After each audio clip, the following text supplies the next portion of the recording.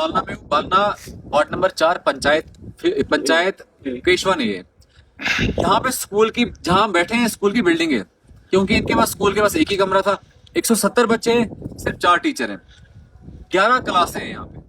और ये नई बिल्डिंग इनको बनानी थी। 2018 में इस पे इन्होंने कुछ काम किया, किसी बंदे से जमीन ली, फरीद भी मेरे साथ में, इसे जमीन बेचारे से ली 2018 में। और इसके साथ वादे किए गए कि तुझे मुलाजिम लगाएंगे 4th क्लास, और पता नहीं क्या क्या वादे किए गए। अब मुझे समझ नहीं आता है कि ये वादे करने के बाद बोल क्यों जाते हैं। अब मेरे साथ फरीद यहाँ पे और यहाँ पे शबीर भी है, ये खुद ही आपको बोलेंगे यहाँ के इश्यूज क्या है इस वाली बिल्डिंग के। यार यहाँ पे सबसे बड़े इश्यूज हमारे बिल्डिंग के लेके आ रहे हैं कि हमें बिल्डिंग होगी तो बच्चे उसी हिसाब से पढ़ेंगे, पढ़ाई भी वैसी होगी।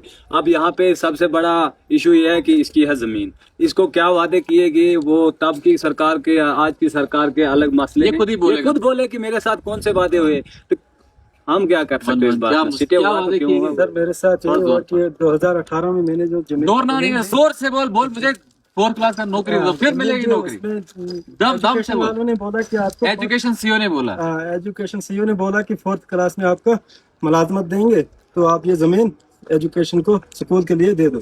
तो फिर 2018 में इन्होंने फाइल जमा कर दी जीडी ऑफिस।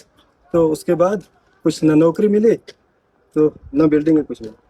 फिर उसके बाद मैंने बिल्डिंग का काम बंद करा दिया कि जब मुझे नौकरी मिलेगी तो फिर बिल्डिंग बन जाएगी। आप देखो इसकी जो इसके साथ वादा किया गया कि तुझे जॉब देंगे, 4th क्लास का जॉब देंगे, वो वादा तो इन्हें साइड पे कर दिया। इसको बेचारे को जॉब दी नहीं, इससे जमीन ली बेचारे से धोखा करके। और अब इस टाइम पे सफर कौन हो रहा है? सफर हिंदुस्तान का फ्यूचर हो रहा है, भारत का भविष्य सफर हो रहा है। 170 बच्चे जो यहाँ पर पढ़ रहे हैं, उनके एक कमरे में पढ़ रहे हैं, वो सफर कर रहे हैं। उनकी लाइफ बर्बाद हो रही है। उनकी लाइफ बर्बाद कर रहे हैं। पीछे किसका हाथ है आप बताइए ना, किसका हाथ है इसके पीछे? 200 घरों पे सबसे ज्यादा असर किसको पड़ा? 200 घर को पड़ा इस एक जमीन के टोटे की वजह से और उनके गलत गरीबों पे। हम गरीबों के बच्चे मारे जा हमारे रहे हैं। बच्चे और यहाँ तक ये हकीकत बात है, इसने सिटी की नेक्स्ट कोई नहीं आया कि क्यों हुई, क्योंकि उनको पता था हमें चाहिए था पैसा। किसी ने वो पूछा कि आपने ये जमीन दी, इतना पैसा हमने लगाया, 4 दीवारी में छत तैयार करने पे बिल्डिंग पहुंची थी। किसी ने फ्री से ये सवाल नहीं किया, किसी डिपार्टमेंट ने, कि ये जो हमने यहाँ पे काम किया, जितना भी पैसा लगाया, ये सब लाश जा रहा है, किस वजह से जा रहा है, आपकी जमीन पड़ा है, क्यों हो रही है पड़ा। किसी ने फिर से ये बात नहीं की। क्यों नहीं की?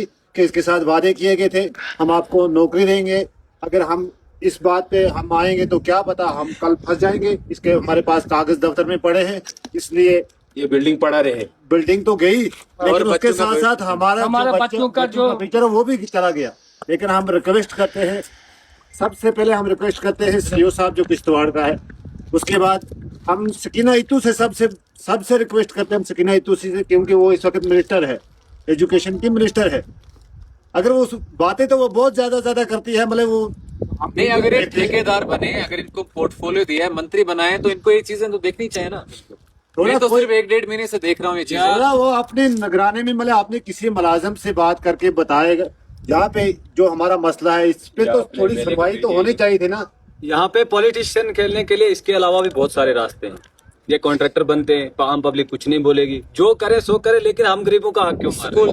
स्कूल को लेके तो करे कम से कम।